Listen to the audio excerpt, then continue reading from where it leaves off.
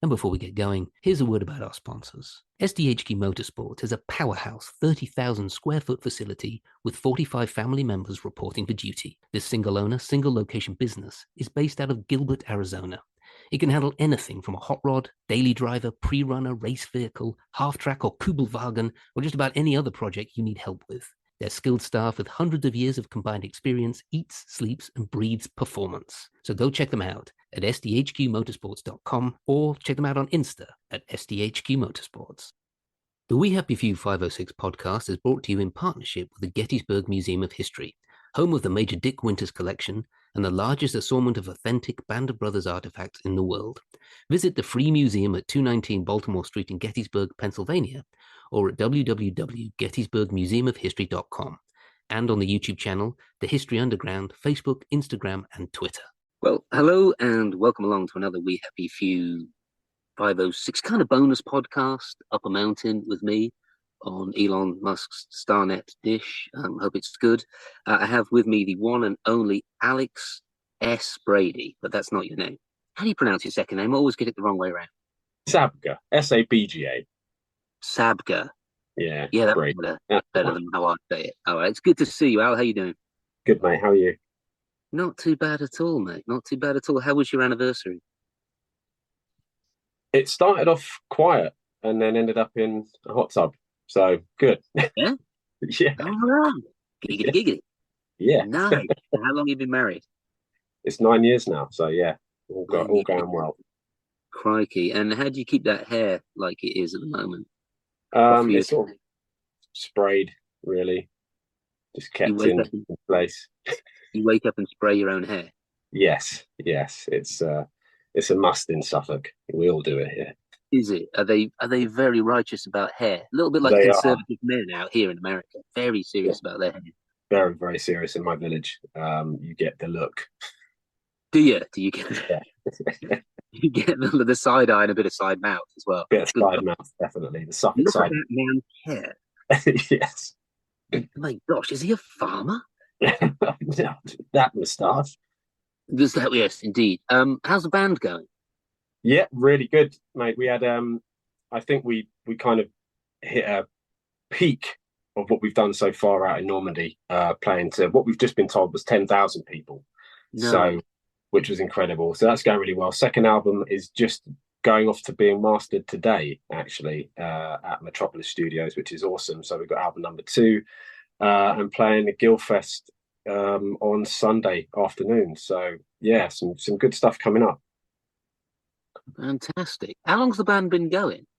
Is it Nick Aaron in it as well?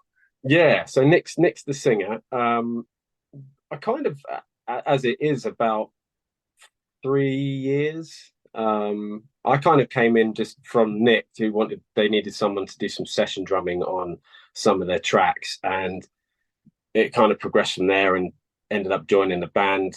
We actually got a new guitarist in.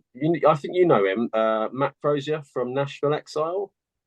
Do you know Oh them? yeah, yeah, yeah. I don't know Nashville Excel as people, but I've seen them Yeah, play. Yeah. yeah. You have. They've been out in Normandy quite a bit, and he's a fantastic guitarist. He's just joined the band, which is added a new dynamic. So yeah, it's going well. It's relaxed though. It's not like kids gigging constantly in Camden. It's we're older and just a bit more enjoying the pace of life. And the 10,000 human being gig was that in San Mary-Glees? Yeah, St. Mary Square, by the church. It was yeah, unbelievable to see that many people listening. I mean, it was listening to a band that isn't a signed band and really getting into it. Having that many people sort of jumping up and down was a highlight for me as a musician. Definitely, I've not had that on that level. Played big shows, but nothing like that. Is it Buzz? A massive buzz. Yeah, it was hard to get off stage. So to be You're doing endless drum solos at the end, yeah, and they shepherd crooked you off just stage. basically this big sort of sheet came down in front of me and they wheeled my whole drum kit off with me still Right, drumming. right. You're still drumming, yeah, yeah. You were still drumming in Bayou about a day later. They still Yeah, got yeah. you away. Just left in a field on my own, just still going for it.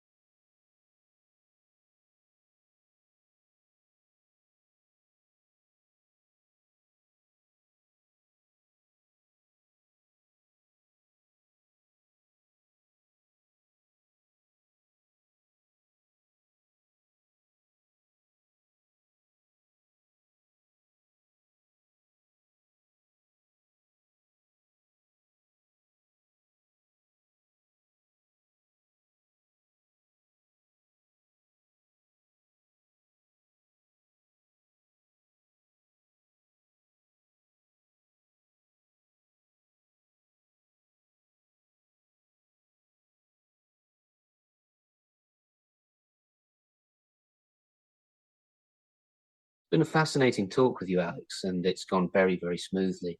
Yes. Um, Yes. yes, indeed it has. Should we talk about your jumps that you've been doing? Yeah. Yeah. How did that begin? And it started out in Georgia, right? Yeah. Started out in Georgia. I mean, I kind of jumped before that a little bit um, from being out in Normandy with the guys various times, like you have been, and just watching the C-47s go over, and being amazed by these guys jumping out and linking it through to what we did in the show, or not actually did in the show, but green screened it or jumped out on a wire or whatever, however we portrayed it in the scene. Um, and thinking, wouldn't it be cool if we could do that? Or how would we get to do that? It would be a great way of honoring these guys and what these guys went through in one small shape or form. And yeah, so that came about with just us lads chatting about it, and sort of shoot forward a few months to literally finding the right people at the right time. It was all very, very quick to try and get this all together to try and jump for the 80th. I mean, we only really put it together in October, and uh, yeah, we got the guys from the All Airborne Battalion who were fantastic. These guys are all ex airborne servicemen and women, and they're a relatively new outfit when it comes to training. Not from what they've been doing. They've all been part of other jump teams and obviously part of the military. And they said that they were going to get us over to Georgia, to Toccoa, to train where Easy Company trained 82 years ago. At the same place, the same camp. I mean, obviously much smaller than it was then, but it kind of was just the natural place to start it all, where these guys started it for real 82 years ago. So it was incredible to be there, to be at Toccoa in Georgia, on this ground, and see some of the photographs, see some of the artifacts, and some of the camp that's still there. But then to actually progress through and start our airborne training, which was bloody intense. It was a short space of time, like 4 days worth of training. Um, Did you and live on camp? yeah, we lived in one of the actual billets, the huts that potentially Easy had stayed in. We don't know, but it was one of the original huts on the. There's a famous picture, I think, of one of the guy, I can't remember which Easy Company soldier, sitting on a bin outside the HQ, and we were just two buildings down from that original HQ. So it was amazing to be there, and sleeping in that place and sleeping on that camp and doing the airborne training, which, like I said, was intense and a lot to cram in a short space of time. A lot of information. Really boils down to get out of the aircraft safely and land safely. That's really what it amounts to, really. So I'll come but back to that. I'll yeah, come back to landing safely in a minute. yeah, Did you run Currahee? yeah. We ran it. So the first morning from when we arrived, so we arrived the night before on the 22nd. On the 23rd, we ran Currahee for the first time, How which was that? again was. I mean, when they say 3 miles up, 3 miles down, it's not 3 miles up, 3 miles down. It's really hard. It's up and down, all the way until the very end, and it's just sheer, more or less sheer. It's really difficult towards the end. You're kind of scrambling up, but then you break through. Unfortunately, it's got a big communications tower up there now, but you go over Right. to the other side of it, and it's just this view over Georgia, which is just outstanding, with these buzzards flying around, and it's quite something. And then you run back down, and it's just as hard. It's not. It's not. You're not running I downhill. prefer running uphill. I hate running downhill. Yeah, I actually do hate running down because it just kills your toes and your Yeah. knees. But it was, Yeah, yeah, that first run was incredible. I inherited my father's legs, and my Right, father had polio as a child, and I don't know how I inherited his scrawny legs. right. I can't run downhill at all. Like Yeah, my thighs just burn terribly. right.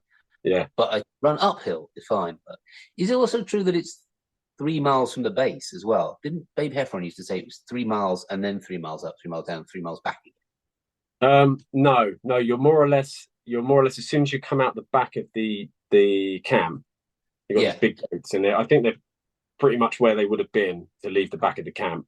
Um, you're you're pretty much on that path that starts off and looks really good. You haven't been to Toccoa, have you? Or have you? No, I'd like to lead a tour. Me, Leighton and we were thinking about doing some type of tour or event there. Mm. But I mean, you'll tell me about this perhaps more. But it's just logistically getting people there is pretty tricky, isn't it? And then Yeah, where to put them up and everything. yeah, it is. It is difficult. I mean, they do have. I mean, there's about four. If you do want to sort of, there's about 4 or 5 of the actual billets that have all bunks in. So there is a possibility, and I'm sure that they'd work something out for you guys to stay there. Yeah, so I have very, very skinny legs and I can't run downhill. But I guess you guys did better than me.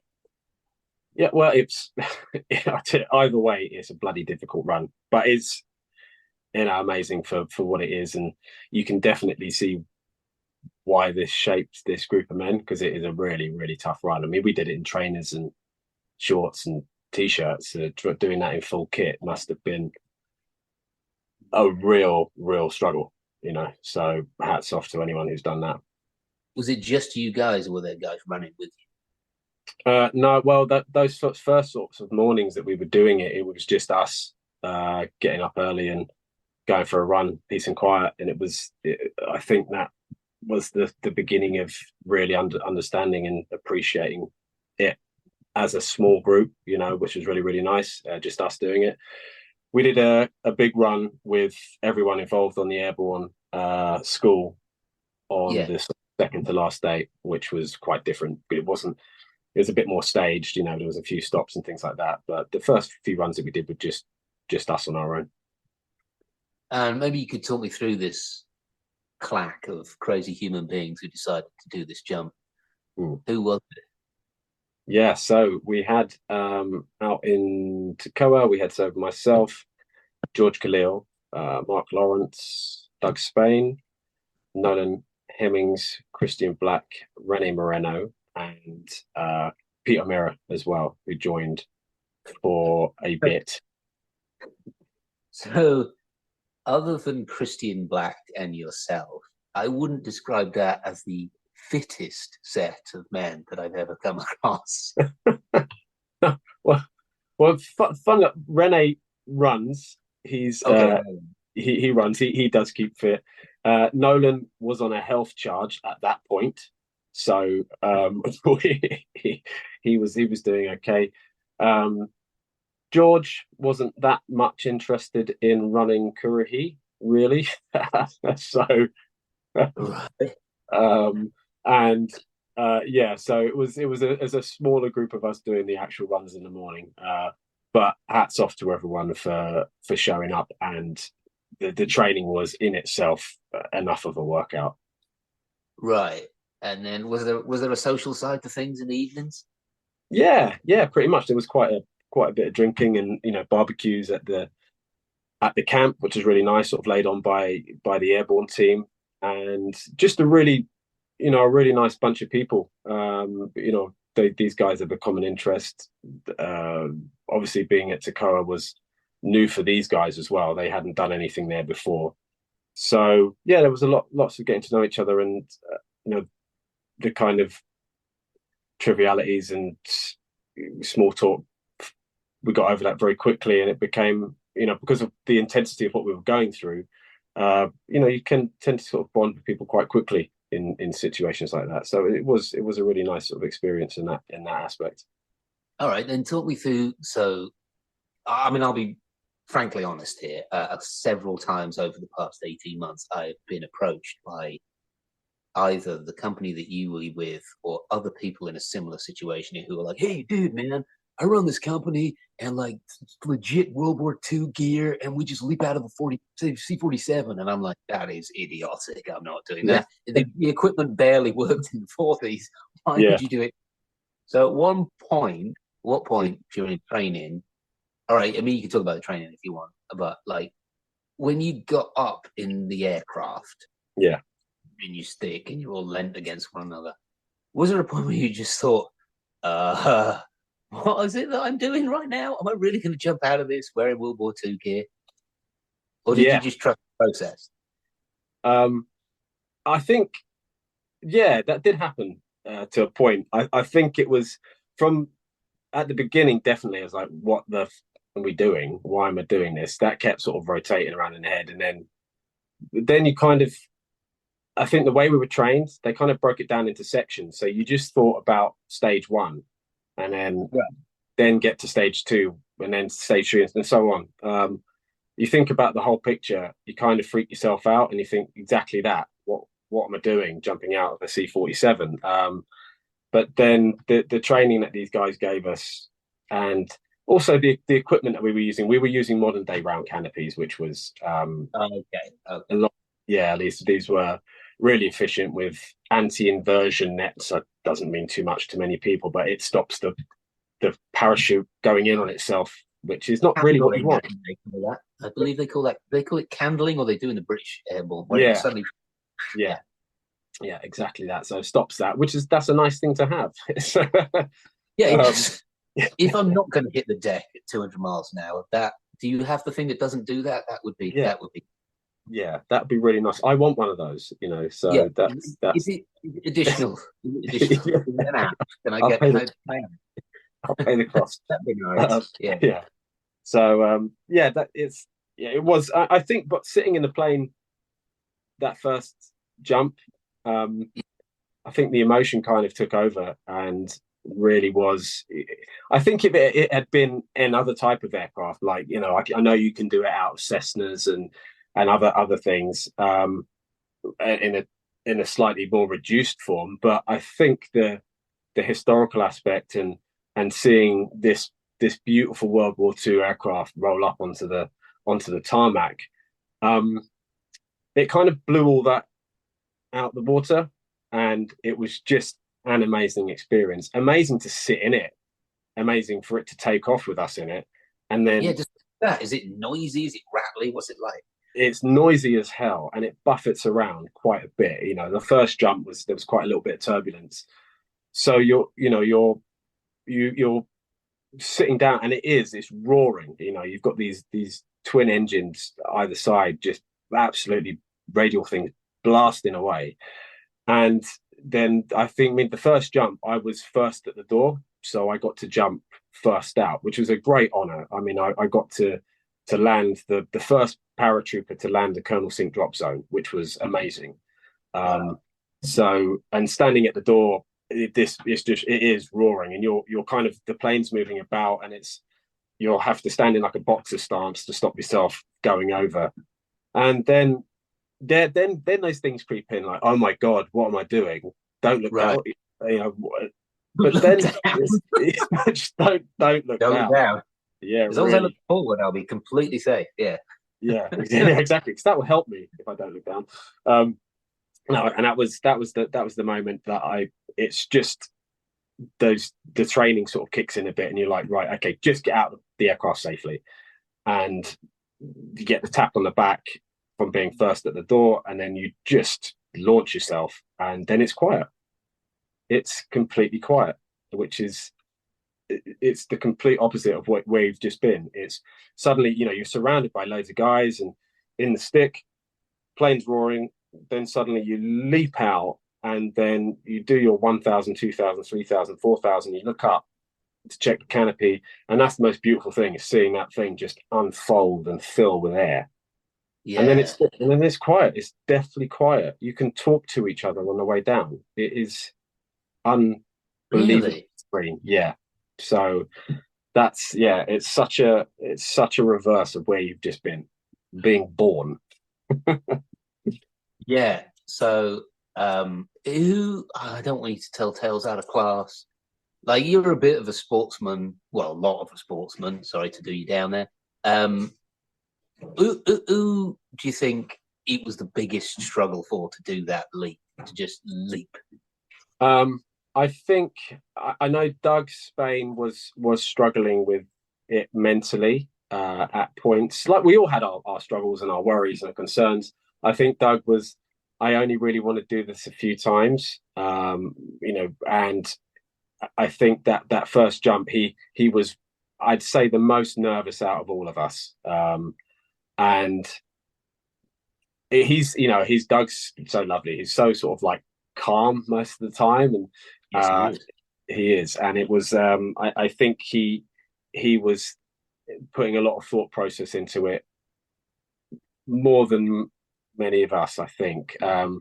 So I think that's one of the guys that I wasn't worried for him, and he was just worried for himself and didn't want to let anyone down. But at the same time, he'd sort of heaped a bit of pressure on himself.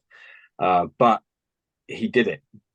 So, and we all did it. So that's just a testament to the training and to us as a group of guys that we really helped each other out through this whole process. Yeah. So following on to that, first I'd like to add the caveat that I wouldn't have done it in the first place. So Doug's way braver than me. What was he like when he hit the ground then? Was he just like buzzing like a fridge? Yeah, he was. I mean, he had a close one. I think part of his shoot got caught in a bit of a tree, so he came up with the term "Kura tree," as you do. Nice point. And but yeah, he was buzzing, and everyone was. We hit the deck, and was that moment of realization of we've done it. We've done our first jump. We had a few more to qualify, but that was the big one. That was the one to kind of put everything into practice. But yeah, he was absolutely buzzing when he hit the ground. That's fantastic. Is there any? I mean, I'll come on to the documentary and everything in Normandy, but was there any footage of that? Was it just pictures, or was there? No, we've got all of it. We had an amazing crew filming us over there for Toccoa, and obviously great stills by Stuart Bertie. He's a fantastic photographer.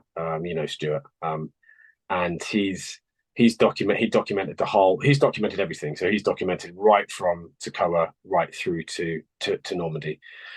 So it's he's got some amazing photography, and yeah, the guys who filmed us out there were brilliant. We had a great, a more reduced crew than we had in Normandy. Normandy was a lot bigger of an operation. We needed more cameras and more people involved. Toccoa was a different type of film because it was located in one spot really, with less people, so we didn't need that much going on. But yeah, the whole thing is documented, and we've got some. We can't wait for people to see what we've done. Yeah, so we'll drill a bit deeper down into the documentary then. So, I mean, how did that all take shape? Do you guys decide, right, we're a bunch of lunatics who are going to jump out of a plane, and then the documentary film crew comes to you, or was it all part of the same thing? Did it snowball? Did people sort of say, whoa, I want in on that. Can we film this? Yeah, it was. I think it's a mix of all of that. All those sorts of things happened. I mean, it started off small. It was always going to be the aim to jump into Normandy. The aim was never to start at Toccoa. That wasn't the beginning of what we had as an idea. That came on to do with the airborne team who were like, well, we've got this opportunity to train. So that then became the start point of everything. And then what a start point. So the story started to build. The narrative in this documentary has always been about what still being friends with the cast.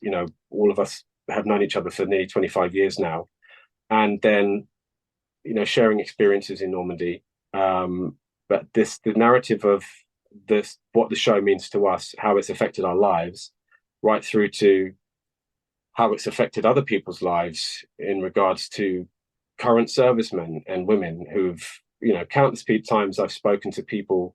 I mean, I spoke to the current captain of sorry, the lieutenant of Easy Company a couple of years ago. Is that Griffith Bird? I can't remember. It was in St. Mary. No, it was in Carentan. We spoke to this guy, and it was like he wasn't even born or just barely born when we were doing the show. And he was like, "Well, I watched Band of Brothers when I was like 14, and I wanted to be an airborne paratrooper." So these sort of experiences, I was like, "This is incredible." So we wanted to capture this right from us who portrayed these men, the history of the guys that we portrayed, right through to the current serving members of the armed forces and how this show has affected them, through to the people of Normandy, young and old, the veterans who have been out in Normandy and served in the Second World War. There's a link that goes through. I think that the jump is just a part of it. It's not the main part of this story. It's the thread that kind of joins every sort of piece together. But it's and I think from that story and that sort of nucleus, things started to stick onto it. Like I said, with the airborne team that we contacted through Sean, who's amazing, and he, Sean Lockhead, who great Sean Lockhead, the legend that is. He was kind of like a linchpin in getting us in contact with a team that could do this, which was all Airborne Battalion, and with Darren Snattle, who was a captain in the 82nd Airborne. And then it started to snowball. It started to grow with, right, okay, now we have this. We have a team who are going to train us. We started getting a film crew together with Brett Lee, who was a lieutenant colonel in the 82nd as well, who now is a producer, runs their own production company called Echelon. And then going forward into New War Pictures, who are run by an ex-Green Beret called Chase Millsap and an ex-Marine recon sniper called Rudy Reyes. So they have taken on their production company to film and literally put together everything that we've been doing in Normandy. So it's kind of been like things have just stuck to it, you know. Right. So it's been organic and it's been difficult, but there have been some amazing people along the way that have dedicated their time and their energy and their efforts to get in this project and believing in the project. Yeah, and I mean, I'll sort of come on to all the other interviews and stuff that you've done now, but some of the always sort of, I guess, inspires me is like some of the stuff that we do and the events and everything. And we take people out, and we wanted to take you out, but you said no. But like every so often, I was busy doing something better. Every so often, like they'll just get in contact with you and say, like, well done, lads. I think what you're doing is great. Someone like Dexter, you know, who Mr. Hollywood will be like, yeah, man, I think what you're doing is great. And you think, I didn't know you were even watching. But I did notice, and I'm pretty much big in what you guys are doing up now. I did notice on the WhatsApp chain that Damien Lewis popped on to say, I think what you're doing is amazing. Well done, lads, which I thought was really inspiring. Yeah, it was. He's actually, I've seen Damien a few times recently, like at his show. He came to see the band play, and we've been sort of back in contact with each other recently, which has been nice. And he's been very pro this project right from the beginning. And it's always been an aim to get as many of the guys, we want you to interview as many as the guys to interview for this, just to tell their side of not just the jumps, not about just the guys jumping. It's about their side of their experiences in the show and what it means to them. And he knew what we were doing and really wanted to be part of it, which was lovely, and was very supportive, and has obviously given his time to give us a fantastic interview, which we've just done just when we got back from Normandy. Wow. And to sort of share his time and give us his time. I know he's a busy man, but he believes in the project and is really pro and really for what we've done, and been, like I said, and like you've seen, very supportive of what we've been doing. Yeah, that's great. I mean, two things that I pick up from that. One, not sure I've had any messages from you, Alex, but there you go, about being interviewed. Obviously way down the list. And the other one, it does. I get the feeling with Damien, because Damien's a proper sportsman. he probably would like to have done it. Do you know what I mean? But of course, he'd probably have to insure himself for $50 billion. But he's Yeah. a proper sportsman, isn't he? So I bet he was slightly jealous he didn't do it. Yeah, he did want to do it. I think there were certain constraints, but things that he couldn't. But his agent being one of them. His agent being one of them, yes. So yeah, he was, he did, and he called us afterwards after the first jump, and was very, very, very for it. And even Jimmy Madio and some of the guys, Cudlets in the States, they've been quieter at first, but they're supporting it as it goes ahead, as it goes forward. I love it. I love the fact that Damien's he's still the major, isn't he? But he's just got this great warmth to him. I remember going out to dinner a few years ago, and there was a first round table, and he just looked over. He was at the other end of the table. He just looked over and he noticed I had a wedding ring on. Yeah, and he's just like, "You're married? That's great." I don't know. It was just like, "Oh, you've settled down, Lee. Well done." I don't know. Yeah. There was something headmasterly but very nurturing about it. He's like, "No, well done. Good stuff." Yeah. You know what I mean? And he'd cycled there and taken the tube back. I mean, he's just like Mr. No Ego. Yeah. He really is. He is that way. And he's, he hasn't, for all his fame, he hasn't changed in that way, in any way, so far as I can see. And that really is apparent in him turning up to see my band Pilots play, just in a crappy pub in Camden. And suddenly, Damien turns up just to show a bit of support. So, and it's in the crowd. Was he proper having it? Or was it he was. He likes to think he's a dancer as well, and I've seen him down. I mean, for all that he's a very talented actor, musician, a brilliant sportsman, he can't dance for toffee. But he's very enthusiastic. He was enthusiastic. There was nodding. He was nodding and clapping. Any of the white man overbite? Any of that stuff? Yeah, there was a couple of bites. Couple of white bites. Man overbite, love it. Yeah. Fantastic. My favourite Damien. So I was just reading an article, and he was talking about when he was living in LA. I'm not sure he was living, and he decided he'd go and live down in Venice because that's what actors do. And it's when he'd had a little baby, and he went out for a jog with his baby on a stroller down Venice Boulevard.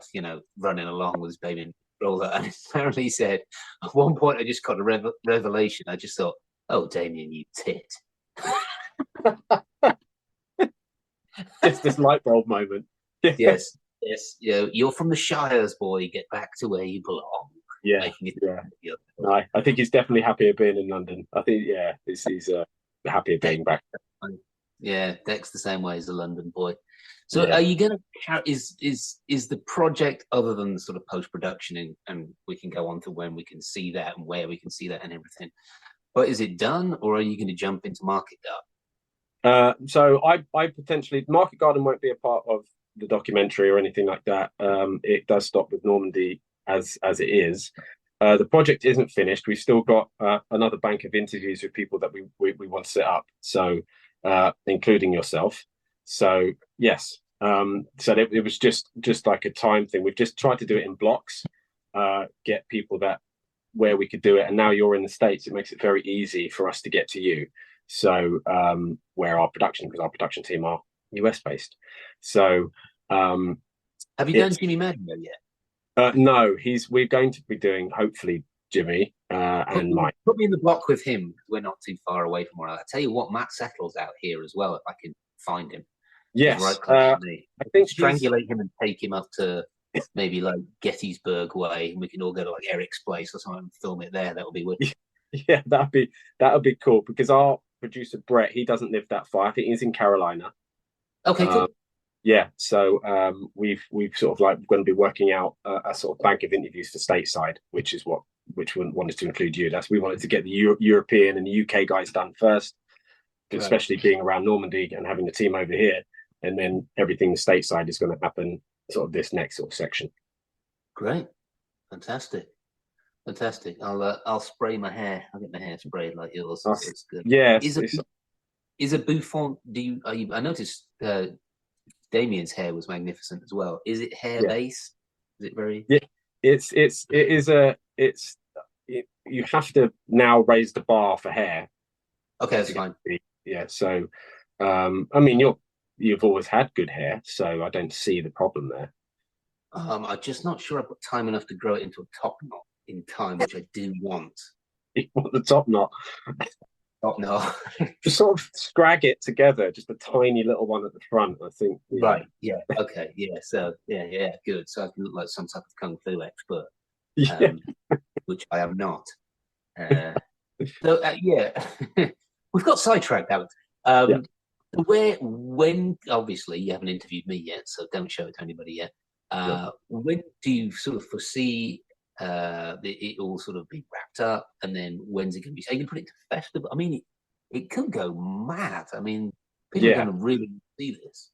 Yeah, I think from the content that we've captured and speaking with the team, they've never been on a project where they've captured everything that they wanted to. Right. With this, what we've been able to do, and the interviews, the spread of interviews that we've got, right from cast members to right up to the General Donahue, which is one of the highest ranking officers in the US at the moment. He's been groomed for what was like General Milley's position, as it were. This guy's got the most confirmed kills out of any officer in the United States Army. So, and he was also a personal friend of Dick Winters, both Pennsylvania men. They corresponded really because Donahue he was a young lieutenant, and he got the Stephen Ambrose book and read it and read about Dick Winters and thought, this is the type of officer I want to be. Decided to then, before anything from Band of Brothers had really escalated, or any show or anything was in the sort of pipeline, he decided to start running Currahee. Some of the veterans of Easy Company found out about this and started writing to this young lieutenant, Donahue. And Dick Winters then corresponded with him. They found out that Dick Winters was selling feed to his sister, so who ran a farm. So this is and it was a weird link. So then they actually became friends and would see each other quite a lot, corresponded, wrote to each other. And so to interview this guy who was a direct descendant, militarily wise, from someone like Dick Winters was amazing. So we've got such a spread of people in this documentary, which will make people really want to see this, I think, as well as the jump. But sorry, going off sideways a little bit, but going back to sort of when we're planning to get this out there, we would potentially like a soft launch of it, maybe a limited smaller version of the documentary, potentially at Toccoa in October, for this year. Yeah. Wow. Okay. But realistically, I'm not sure we're going to be able to do that. I don't want to be putting anything out there that is going to be diluted in any way.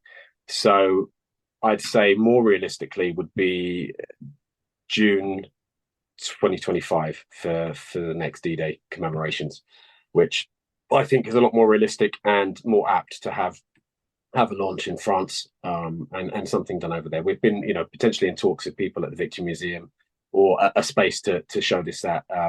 So I think that's more realistic. Yeah, absolutely.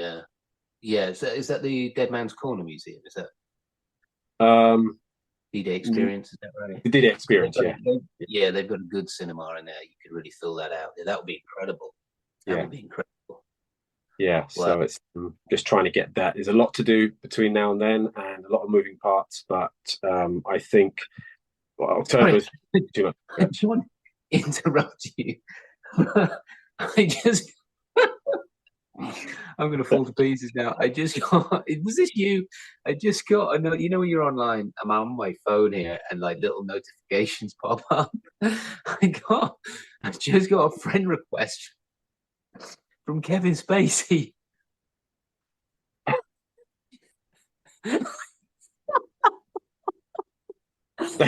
Don't accept. No, I'm sorry. It just popped up. Would you like to be friends with Kevin Spacey? And I was like, that's got to be Alex under the table. No, that's about your sense of humor. I wish that was what was me, but I'm sorry. yeah. Sorry. Carry on. Yeah, no, I don't think I can now. I cried on the last podcast for a completely different reason, but I'm weeping now. Okay. Yeah. All right. Back in the game. Back in the game. That's freaking exciting, though, mate. It really is really exciting. We here on We Happy Few, once we're not glitching out, we'll do as much as we can to bring as much PR to it as we can. Thank you. We'd love to be part of the event as well if we can bring people or help out in any way around June 6th year. There is a bit of a hole in the calendar there. I'm putting some tours together, but I've sort of got a hole around June 6th because I don't really know what to do there. Yeah. But it'd be wicked to all get together. Mate, it'd be incredible to get, to join up with you. Obviously we want you part of this as well, interview wise, and to be part of what we're doing, because you are. And to do something in June with you guys would be fantastic, to sort of join forces out there, because what a place and what a time to show it, to launch it. Yeah. I mean, I think it's just incredible what you guys have done, and then to get all these people together and all the rest of it. It's something that's completely beyond me, but organising an event and getting some people over and touring and all the rest of it around it, and getting the word out, we can definitely be a part of that. That would be so cool, man. Yeah, we'd absolutely love it. And we love what you do, love what you guys do. We'll be happy for you anyway in the podcasts and what you guys do with the tours and stuff. So it's in keeping with how we, as a project, what we feel it should be. So yeah, I think joining, doing something you guys would be the icing on the cake. Wonderful. I know we've interviewed before, but it went a little bit Pete-tong. So this is actually our first interview together. And I was asked this of all my prey, which is total tangent now, but because we call it the Nearly Men as well. Do you have a nearly story for me? Something you nearly could have been, something you nearly were cast as? I mean, you were nearly a professional footballer, but so you can't use that one. Yeah, I can't use that one. Yeah, well, closest was rock and roller. I was myself and Toby Kebbell. That was it up for that part, and Toby got it. So very, very, very close to getting that. I was down to the wire, down to me and him being cast for that. So that was a nearly one. So that was very close to getting the biggest part I'd ever would have had. Wow. I sense a little bitterness in your voice, just a tiny. Is there a little bitterness in your voice there? Shitloads. Is there? All right, absolute shitloads. Yeah. It's absolutely saturated with bitterness. Oh, good, because I'm out in voodoo territory right now, so I can put some type of hex on him if you want. It's absolutely fine. I can't press time, but I can do that. All right, Alex, mate, I'm sorry it was a little glitchy at the beginning, but we've had a great chat since. It's wonderful to see you as always. Crack on and keep fighting a good fight. Thank you. I'm glad you had a fantastic anniversary and it all got yeah, your skin looks good. All right, dude, thank you so much, and well, I'll catch you soon, man. Stay in touch. Speak soon, buddy. All right, buddy. Bye-bye. Cheers, mate. Bye.